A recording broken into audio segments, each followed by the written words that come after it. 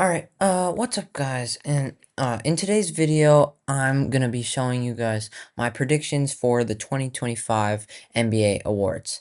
And the reason I'm gonna post this right now is because the top three finalists for the MVP, the DPOY, the Rookie of the Year, the Most Improved Player, the Sixth Man, the Coach of the Year, and the Clutch Player of the Year just dropped. The NBA posted them a few hours ago. At the time, I'm gonna be recording this video, so I thought this would be a good time to just share my thoughts on who I think is gonna win each of these awards out of each of the three players. All right, so starting off at the MVP, I just want to make it clear first of all, Giannis really isn't in the competition. It's pretty much between Shea and Jokic, and I know a lot of people want Jokic to win uh the MVP just because people say that he's the best player in the world. I would agree. I think that he's the best player in the world. His stat line this year might go down in history as one of the best in the world. He's putting up just ridiculous numbers. However, I do think that the MVP is going to go to Shea. And the reason I say this is because the MVP or any of these awards really they care a lot about how good the team is.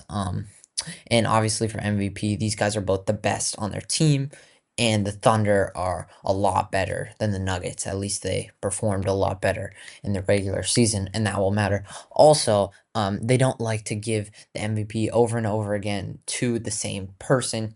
If they did it like that, then I think that both LeBron and Michael Jordan would have like each at least 10 MVPs, which obviously they don't. Um, I mean, yeah, Jokic has already won, I think 3 MVPs, and I think Shea has been borderline the past couple of years, and I think that Shea is gonna win the MVP this year. All right, moving on to the Defensive Player of the Year. It's between Draymond Green, Dyson Daniels, and Evan Mobley. Um, so I think it's mostly Dyson Daniels is a great defender, but I think it's mostly between Draymond Green and Evan Mobley, and I'm gonna take Evan Mobley. And the reason I say this is sort of similar to the one about the MVP. The awards they care about how good the team is, and um, obviously in the regular season, Evan Mobley and the Cavs are a lot better, or like the team Evan Mobley's on. The Cavs, Evan Mobley's not their best player, but um, the Cavs are a lot better than the Golden State Warriors. And Evan Mobley, throughout the entire year, he's played All Star caliber. Obviously, he was an All Star, and from a defensive standpoint, he's putting up amazing numbers. I think over the course of the entire year, he's just shown that he should be the DPOY. Draymond sort of came in mid-season and basically said like, "Hey, I think that this award should be mine." Whereas I'm a big Draymond fan. I'm a big Warriors fan. I'm just saying that I think that Evan Mobley is sort of quietly proven that he's been the guy the entire season to win this award. All right, moving on to the Rookie of the Year that's between Jalen Wells, Stephon Castle, and Zachary Ricochet. Um, I think this is a close one between Castle and Ricochet. I'm gonna go Stephon Castle. I know he's a little bit inefficient, but I think that's fine. He's only a rookie, and I think you can sort of see flashes of brilliance of him. Uh, I think he's, I guess, the more exciting player to watch. I think Ricochet is great. I feel like sort of the only argument you have for Ricochet is that he was drafted ahead of Castle. Obviously, he was the number one overall pick. Castle was the fourth overall pick. Um, I just think that Castle has shown that he's shown that he's a little bit more of the better player than Ricochet right now. Jalen Wells is also a great player. I think though this one's gonna go to Stephon Castle, especially after Wemby and Fox got injured. Obviously, uh they the Spurs were in a very tough situation. They were never gonna win like that many games, but Castle sort of led them. He kind of became their lead player, and yeah, I thought for a rookie that uh, was very impressive. So I'm gonna pick Stephon Castle for the rookie of the year. All right. So for the most improved player, it's between Dyson Daniels, Cade Cunningham, and Avika Zubac. Honestly, I feel like this is the one that everyone's in agreements, agreements over.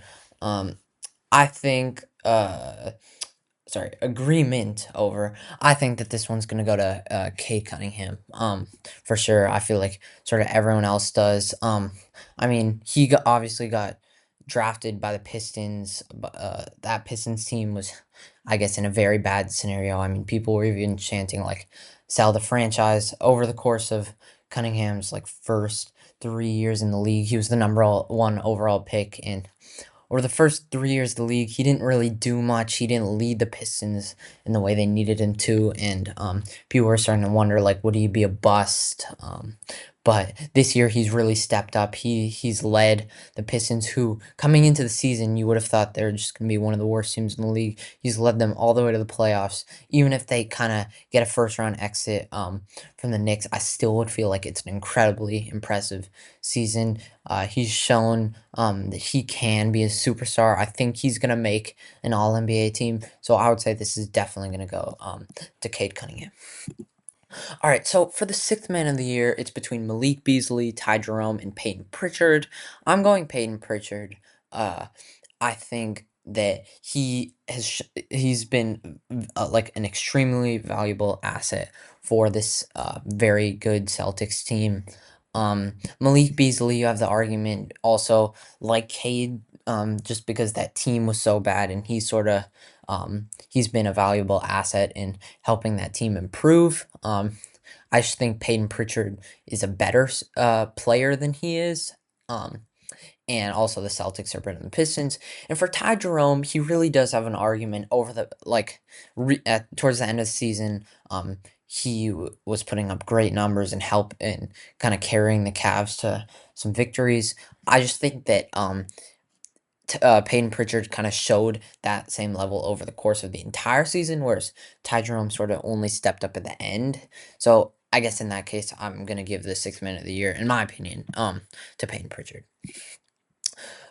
For the coach of the year, I had to just write the names down, just so I don't forget them. It's between Kenny Atkinson, who's the head coach of the Cavs, Ime Udoka, who's the head coach of the Rockets, and JB Bickerstaff, who's the head coach of the Detroit Pistons. I'm going to give this to Kenny Atkinson.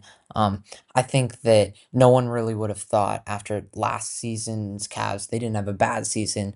They still made the Eastern Conference semifinals. They beat the Magic in a close 7-game series, which was good for them, but like no one would have thought they would finish the year as the top team in the East, and he's completely risen that team to that level. Uh, and yeah, I mean, the other coaches are great. Obviously, the Rockets, you wouldn't have thought that they would be second in the West. Same with the Pistons, you wouldn't have thought they would even make the playoffs. I just feel like Kenny Atkinson has proved to be sort of the best coach, or what I meant to say was not even like the most improved coach, but just all like in general the best coach. So yeah, I'm gonna take Kenny Atkinson for the coach of the year. All right, and then for the clutch player of the year, it's between Anthony Edwards, Jalen Brunson, and Nikola Jokic. I'm gonna take Jalen Brunson. First of all, I think going back to about how like the better the team, the more important like the higher chance a player on that team has like a chance of winning an award. I do think that the Knicks are the best team out of the Knicks, the Nuggets, and the Timberwolves. I think Jalen Brunson in general is just a pretty clutch player. In crunch time, he's hit a lot of clutch shots this year. Not any buzzer beaters to my knowledge, but just clutch shots with the clock winding down. I think he really deserves this award. I'm not saying he's the best player out of these three players. Honestly, he's probably the worst. But I think that he's the one that deserves the sword. Alright, and yeah, that's it. Um, if you wanna see more content like this, please like and subscribe, and yeah, thanks for watching.